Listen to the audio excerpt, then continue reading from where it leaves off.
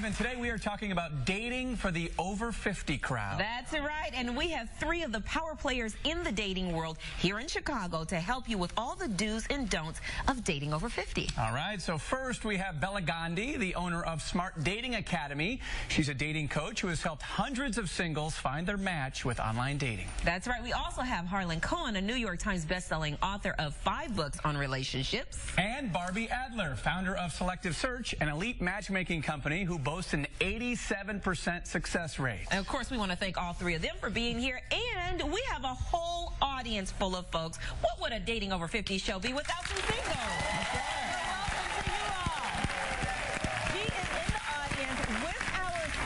And she's talking to you on social media. So if you're at home and you're single and you're dating over 50, or you know someone who's over 50 and looking for love, make sure you send her all of your questions. So let's get to it. Good morning to all three of you.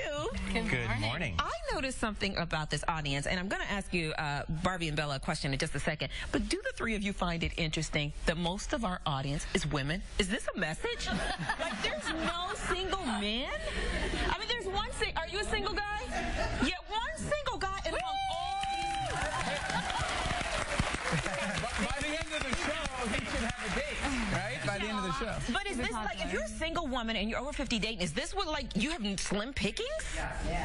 They say yes. Right, and only about half of the audience is single, in fairness. The other half, I think, are not. But that's okay. We're going to do what we can for the ones that are single here. All right? Bella and Barbie. Bella, you are a dating coach. Yes. Barbie, you do matchmaking. Yes. What's the biggest difference between a coach and a matchmaker?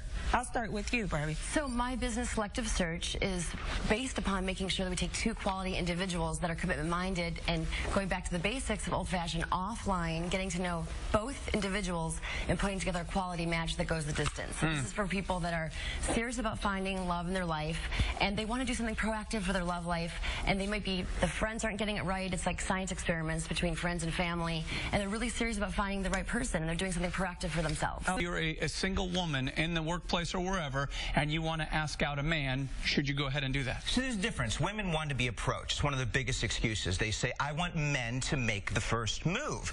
And you know what? They can make a move, but if you're in the workplace, show you're interested, okay? If it's Thanksgiving, say, you know, what are you doing for Thanksgiving? Are you spending the holidays with someone special? Because, oh my gosh, you are someone special. It's like, whoa. Oh, wait, say that? Say all of that? Well, I mean, also, if you're not going to get fired and sexual harassment isn't an issue. But that's okay to say. You know what? Yeah, but you can show you're interested. You show are you as interesting as you are attractive, okay? But I also think it's about putting yourself in everyday examples. You're at Starbucks. Everyone has their head down in their technology devices. Look up, smile, show buying signals. Men are intimidated by women, and women go in clusters. And so they're not approachable because when there's a huddle of women, no guy's going to walk up to a huddle of women. So you have to make sure to say hi and show those buying signals, even with a smile. Or say, what time is it? Or, gosh, I like those shoes. Did you say buying signals? Buying signals. Buying signals. You have to show that you're available. For purchase. It's the same thing when... Not literally.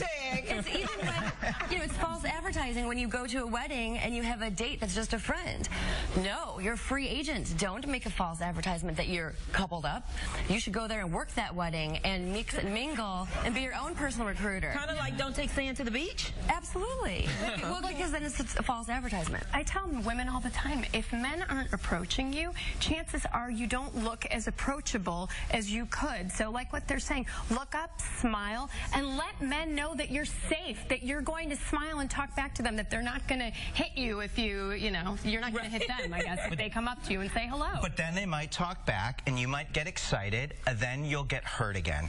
And none of us wants to be hurt. Right. And it's that cycle. So you have to be great at having the emotional tolerance to be vulnerable. And take that risk that, fine, you might get rejected, but that's just one person.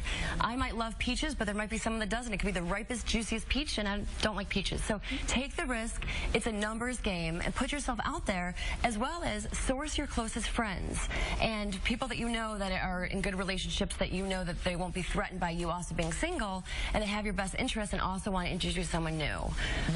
Interesting. I think the big thing is that you have to keep trying. Right. I think it's so easy to give up after that first rejection. Take a temperature read. Emotionally heal.